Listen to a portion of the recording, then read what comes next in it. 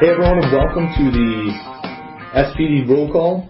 We'll call this episode 2. This is protecting your property. I am once again Officer Matthew Friedel. We got a really interesting topic for you guys today, but before I get into it, let me just set the table to tell you who's at the table right now. To my left, Officer Ryan Schmidt. Hello again. Hello, Ryan. Hey. To his left, Officer Bob Erickson. How are you, Matt? Good. Hey, Bob. How y'all? Good. And to my right, Officer Tom Hager. How you doing, Matt? Good, real good. I'm doing okay. All right, well, today we're going to be talking about protecting your property. Pretty much, we're talking about thefts and burglaries. It's a problem in Sheboygan. We have 50,400 as the population of Sheboygan right now. Now, I'm going to throw some stats at you from January 1st, 2012. This is happening since January 1st until now. We've had 204 burglaries in Sheboygan. We also had 184 thefts from autos in Sheboygan. That's all from January 1st. Now you add on top of that 102 thefts of bicycles, as well as 234 retail thefts. And clearly this is an issue that's happening in Sheboygan right now. Geez, you're making me depressed, man. Well, there's hope. There's hope. And we're going to give you some tips and maybe how we can... We're never going to get rid of it, but at least we can, put a cork in it and slow it down a little bit. I added retail thefts in there because I know hopefully people listening to this, maybe you're a small business owner, maybe you have no idea how to, I'm sure you do have some idea of how to protect your property, but, maybe we can give you a little more help on there. So, now I'm sure a lot of you guys thinking that's a lot of scary stats that was from January 1st, 2012 to October 17th, 2012. And that's a lot of time that's fast, but that's also a lot of crimes that have occurred. And before even how these happen or whatever, Ryan, let's just cut to the chase. How can we prevent these from happening? Sure. Well, we kind of talk about the different types of thefts, from vehicle thefts from vehicles, burglaries, and we talk about retail thefts also. I think one thing that everybody can probably relate to, at least I can, I remember when my truck got broken into, my stereo got stolen. Unfortunately, my brother drove it at the time, left the stereo in there, and I was in Milwaukee, and, someone took it from me. So we kind of... That was an 8-track, right? Just about. Okay. The CD player skipped at least, so I got a new one. But we talk about vehicles. Lock your doors. I know there's the argument, if you lock your doors, they'll break in to get it. I can tell you, majority of criminals we deal with aren't going to go through the trouble of breaking a window to take your items for loose change or something. No. They're going to go check doors and continue on. Just locking your doors. Park your vehicle in a well-lit area if you can. Mm-hmm. If you have a motion light, make sure your bulb is working. If you're in a parking lot, park under the street light. Or if it has something like that. Yeah. Just things like that. Don't leave valuables in plain sight. Right. Don't leave your laptop sitting there, your iPad, for that matter, your GPS. That's one of the big things, especially if you come home, you pull in the driveway, you're tired, you leave it on the dash and it's plugged in. That's just a target. You can see it from a block away. When you're right. I remember I had a case of a vehicle entry at Rockline, and I watched the video footage of it, and all it was a male walking next to the cars, just checking each door handle, and he would move on. As soon as he felt it was locked, just moved on. And he's going to find that unlocked one. It's just going to happen, and it's just an easy access. Sometimes we'll get it where people will call because they won't call fanatics. It's just loose change that got taken. But somebody still went in the car and took something. There was still something in view, and a lot of times when we catch these kids, usually it's kids, they'll have random CDs that music they don't listen to and loose change. And that's what they've gotten out of their whole excursion of going around town pulling handles. It's just what's left in the cars. So if you lock your doors, it's going to help. Sure. And just to kind of expound on that point, too, I can remember a couple of cases that we worked on, me and a third shift officer one night.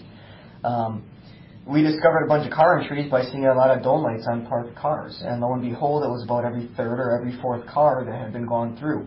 The common theme, all of those cars had been unlocked. Right. And so the simple act of locking your door, which takes all of 1 second to do, could be the difference between whether or not you get to keep your stuff. Right. Yeah. If someone's going to break your window, unfortunately, locking your doors I don't think is going to be that much of a prevention for some criminals that are out there that are, if you have something really valuable that it's worth them to risk getting caught to grab it, they may still do that if you leave valuables out there. Right. And that gets into that whole out of sight, out of mind thing. If you lock things up where criminals can't see them in open view, then you got a better chance of. Well, deer hunters call that a bait pile. There you go. Yeah, exactly. Use your trunk. Put things in your trunk that are valuable. I mean, if you can't get it in the house, you're staying somewhere else, move it to your trunk. Lock your doors and secure it that way. Get it out of view. Lock your glove box if you're going to leave valuables in there. You know, too many people forget to lock the glove box, but there's a way to lock that thing too. So, Something to think about for that. The other thing we kind of talked about was burglaries. Same idea. Lock your doors. You know, sometimes people will go up there, and you know, I know we've come across criminals that have done it. They'll knock on the door first, and if somebody answers, "Hey, I'm looking for whoever it is," and of course it's the wrong house. And if nobody answers, well, nobody's home. Let me try the doors. Right. I mean, not to say someone isn't going to try and defeat the lock or a window or something, but if you can lock your windows, lock your doors, it's a big step to preventing these things. We also talk, same thing with lights. At night, obviously, if there's a dark corner, someone can hide in it. Utilize your lights outside. Make sure your exterior lights are working. That's why they're there. We also talk about, I know we mentioned, I think we did last episode, talking about just the design of buildings. The newer buildings nowadays aren't going to have big bushes in front of all the windows, because that's where someone can hide. You're going to find low-lying bushes where somebody can't hide behind. So when a car comes by, they're going to look over, they're going to see somebody standing there, and they're going to be found. And I talked about lights. I know Matt and I were trying this summer to get the Gateway and Erie Hill neighborhood to turn their porch lights on at night, all night long, from dusk till dawn, and it really lights up the neighborhood. A lot of streets are real dark. Street lights are out for whatever reason, or there just aren't enough. And unfortunately, budgets aren't going to allow more lights to get put in on every half block. But if everybody turns on their porch lights, it lights up the whole neighborhood, and it's amazing the difference. I called Alliant and figured out, I think if it's a 60-watt bulb, just one, you leave it on dusk till dawn. So I think I figured out 12 hours a day by 30 days. I think it came to about $1.50 to turn that one light on 30 days overnight. So it's a really that's a bargain anywhere. Yeah, well, relatively cheap. And there's always the argument, well, it's cheaper to leave your light on, not to have something stolen, to have something stolen.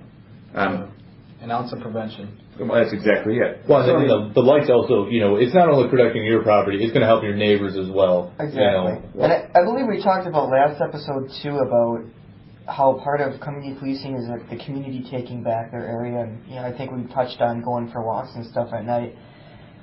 If everybody's porch light is on, the whole neighborhood is lit up. It makes it a lot safer and a lot more convenient to go walking at night with your family and with your neighbors. Sure. So that whole simple act of keeping your lights on and asking and telling your neighbors to do the same thing, it just compounds on other positive absolutely. Right. Once that neighborhood's lit up, you're going to see more people walking around, which also is going to push that criminal element out, because they see people walking around. Let's be honest, everyone in Sheboygan is not going to be doing this. I wish they would, because it really, helps the cause, but, these criminals are just going to drive them. They don't want to get caught. And porch lights being constantly on is one thing too, and the motion lights too are a great aspect for your backyard and your alley. And one of the things we looked at, and I think I even called Menards and talked to them about it. They have the compact fluorescent bulbs, those little CFLs, what they call them. I have them in the front of my house. They work fantastic. The manufacturer doesn't say put them out there, but you can do with the lights as you want. Those light bulbs it's a 13-watt bulb. I think it costs you 49 cents a month. So, it's relatively cheap. What you can do with the different things to go on there, it's really helpful. Yeah, I agree.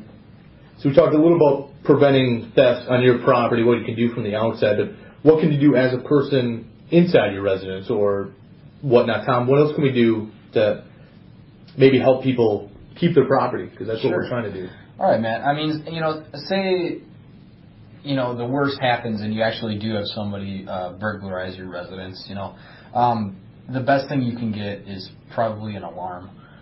You can have it monitored off premises or just monitored at the residence. They have these little door alarms for kids that you can use that beep when the door opens. Little things like that, give criminals the impression that you do have an alarm, or you could pay the money and have a full monitored alarm system, and those things are great, those are probably the best preventers of somebody staying in your residence once a burglary has begun. now, God forbid you don't have an alarm. There's somebody gets in and they steal your things. What are good ways of possibly catching them in the future and recovering your property? Documenting your serial numbers. This is one of the biggest things. This is the biggest thing that you can do. Document your serial numbers. You would not believe how many people go to local pawn shops or local jewelers and try to sell things that they burglarize because they're looking for that quick cash. They're looking for that quick fix. Well, the nice thing about that too is we can enter a status in some of these items, and if an officer, not necessarily even our department, runs it, it can come back with that stolen status. But we need that serial number. And it's as simple as, like, let's say you bought an Xbox.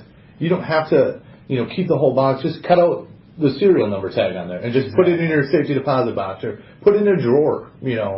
Just something you can go right back to and check. You can find a list and just a document just to fill out. Say, here's my serial number for my television, my computer, this. The little things. Everything. You'd be amazed what his serial numbers are on your home. That's a great idea. Just keeping a little file. They're going to steal your Xbox. They're going to steal your laptop, or they'll steal your TV. But they're not going to look for that little piece of cardboard with that serial number on it.